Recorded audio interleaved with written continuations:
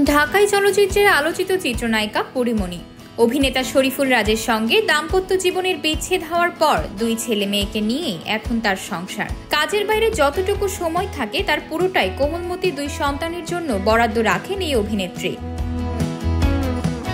তাদের সেই সংসারে রয়েছে একটি পোষ্য, নাম পুটু। প্রায় 10 বছর ধরে নায়িকার বাড়িতে বেড়ে উঠেছে এই প্রাণীটি।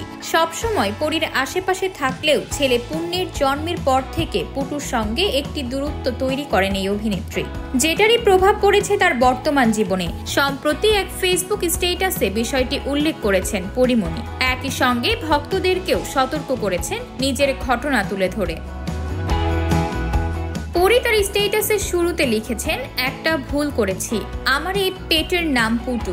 অনেকেই দেখে থাকবেন হয়তো। পুটু 10 বছর ধরে আমার সাথে আছে। ছেলে হওয়ার আগে ও সব সময় আমার সাথে সাথে ঘেঁষে থাকতো, আমার কোলের মধ্যে ঘুমাতো।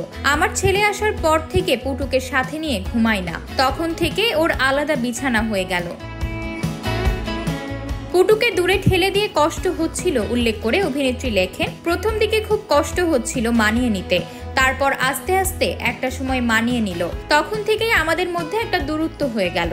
তারপর যখন আমার ছেলে হাঁটা শুরু করলো, তখন ফ্লোরে ছেলের সাথে পুটুও দৌড়ে ওর কাছে আসতে চাইতো। আমি ভয় পেতাম, ভাবতাম পুটু যদি ওকে কামড়ে দেয় বা ওর ডাকে ছেলে যদি ভয় পেয়ে যায়, সেই ভেবে পুটুকে ছেলের সামনেই ধমক দিয়ে দূরে সরিয়ে দিতাম।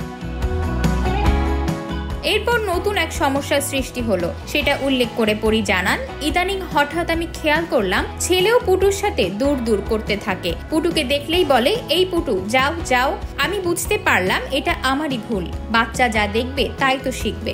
এরপর আমি লেগে পড়লাম ওদের সুন্দর একটা বন্ধুত্ব তৈরি করার জন্য। ছেলের সামনে পুটুকে খাওয়ানো, গোসল করানো, আদর করা, কথা বলা, একসঙ্গে ছেলেকে নিয়ে খেলা। আস্তে আস্তে ছেলে অনেকটা স্বাভাবিক আচরণ করা শুরু করলো পুটুর সাথে। আমারও ভালো লাগলো।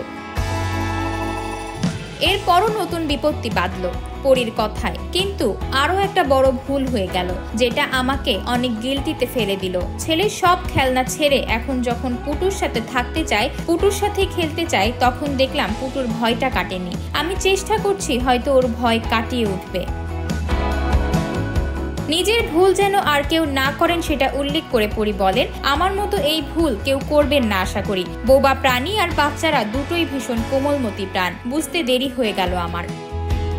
আতকিয়া মাইমুনা, বার্তা 24।